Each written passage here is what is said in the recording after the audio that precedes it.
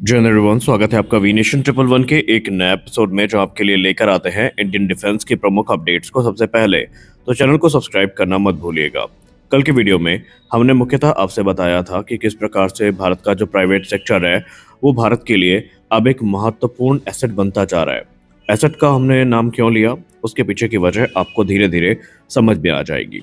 इस समय बहुत सारे स्टार्टअप्स हैं, बहुत सारे प्राइवेट सेक्टर कंपनियां हैं जो कि भारत के आर्म फोर्सेस के लिए एक से एक एडवांस वेपन सिस्टम तैयार कर रहे हैं। कोई जेट इंजन पर काम कर रहा है, कोई प्रिसीजन गाइडेड म्यूनिशन बना रहा है, कोई स्वार्म ड्रोन पर काम कर रहा है, तो कोई मिसाइल ही बनाने में लगा हुआ है।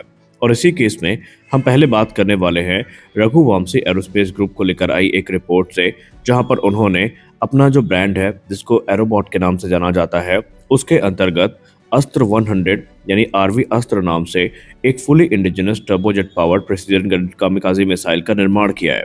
अब इस मिसाइल का रोल क्या है, मिसाइल की स्पेसिफिकेशन क्या है और क्यों इंडियन आर्म फोर्सेस को इस पर गौर करना चाहिए, इस पर हम चर्चा करेंगे।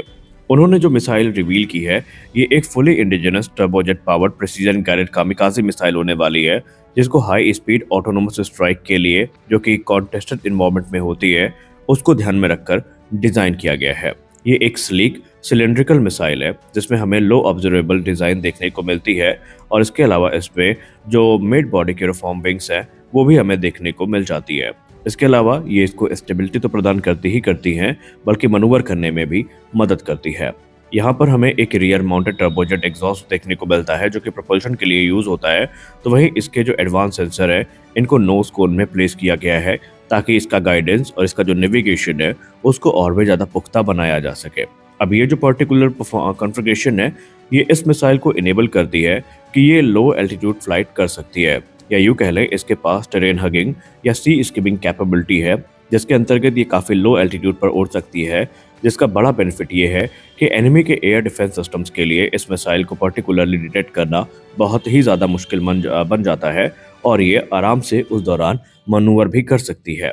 इनफैक्ट ये कभी भी अपने पाथ के दौरान अपने रास्ते को चेंज करने में भी सक्षम है। कंपनी का स्टेटमेंट अगर हम देखें तो कंपनी तो इसको बहुत ही ज़्यादा हाईलाइट कर रही है। उन्होंने कहा कि इसमें हमने एआई ड्रिवन कंट्रोल सिस्टम्स को इंटीग्रेट किया है, जो कि इसके लिए एक वरदान से कम नहीं है। हाई स्पीड पर बात करते हुए कंपनी ये क्लेम करती है कि इस मिसाइल की जो अप्रॉक्सीमेटली मैक्सिमम स्पीड है वो 600 किलोमीटर प्रति घंटे की है। हालांकि अगर हम टेस्ट के दौरान रिपोर्टेड फिगर्स की बात करें तो इसने 450 से लेकर के 600 किलोमीटर प्रति घंटे की रफ्तार पर उड़ान भरी थी। अस्त्र 100 की बात करें तो ये अपने साथ 15 से लेकर के 20 किलोग्राम तक के जो वॉरहेड्स हैं उनको कैरी करने में सक्षम है, जो कि इसको main battle tank, armoured vehicle और स्मॉल वॉरशिप के अगेंस्ट एक पोटेंट या यूँ कह लें एक इम्पॉर्टेंट हथियार के तौर पर प्रदर्शित करता है।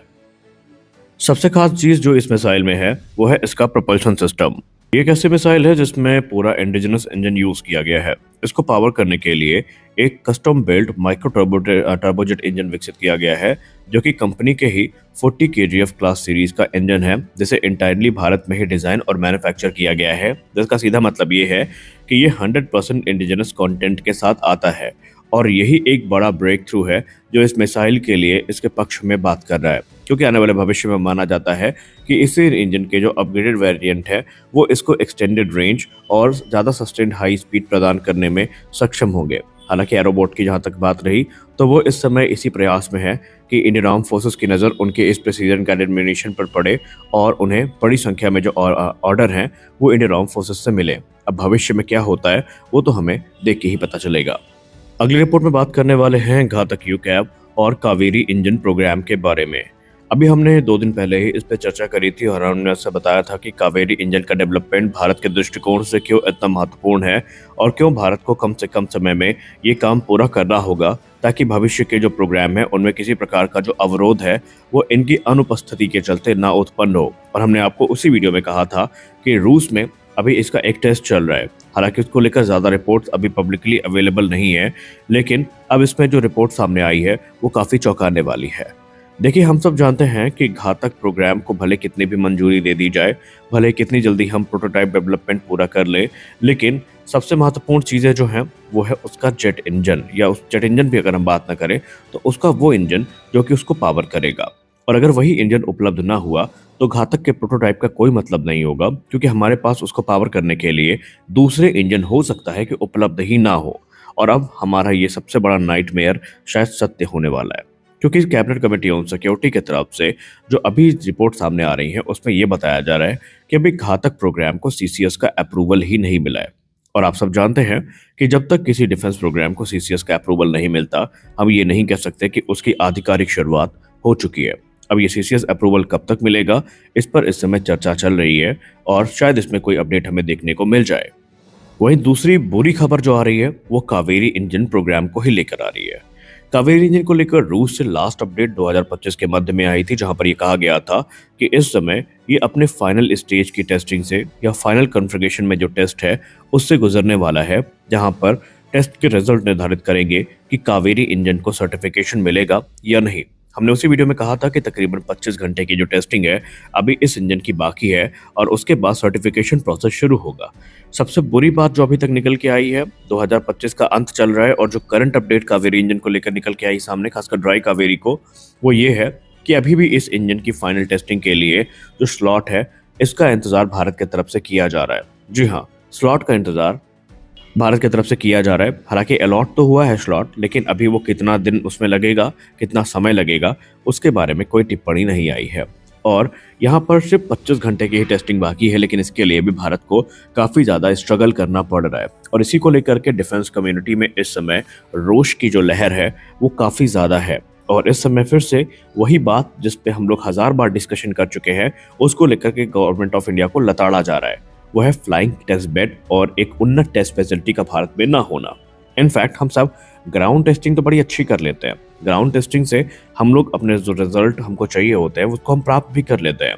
लेकिन जब बात एक्चुअल फ्लाइट टेस्ट की होती है, और फ्लाइंग टेस्ट बेड वाले वीडियो में मैंने आपसे बताया भी था कि एक फ्लाइंग टेस्ट बेड एयरक्राफ्ट किसी भी देश के लिए जो कि इंजन मैन्युफैक्चर कर रहा है कितना महत्वपूर्ण होता है। अगर आपने उस वीडियो को देखा है तो आपको पता है कि बहुत सारे पैरामीटर्स ऐसे होते हैं जो ग्राउंड टेस्ट में वैलिडेट नहीं किए जा सकते, क्योंकि ग्राउंड टेस्ट में कंडीशन अलग होती हैं। और जब आप एक एक्चुअल फाइटर जेट या फ्लाइंग टेस्ट बेड एयरक्राफ्ट में इंजन को टेस्ट करते हैं तो उस समय जो पूरी कंडीशन है वो अलग होती है। और इसी के लिए हम लोग रूस के सहारे बैठे हैं कि जब रूस हमें परमिशन देगा, रूस हमें स्लॉट देगा, तभी हम इसको टेस्ट कर पाएंगे। और इसी लूप में अब हमारा कावेरी इंजन फंसा हुआ है।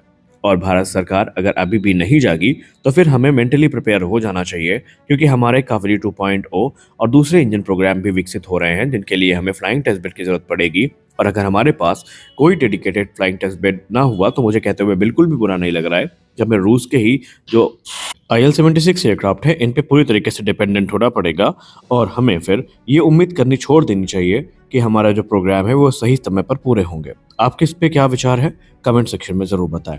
आज के इस वीडियो में बस इतना ही, मिलते हैं अगले वीडियो में, तब तक के लिए जय हिंद।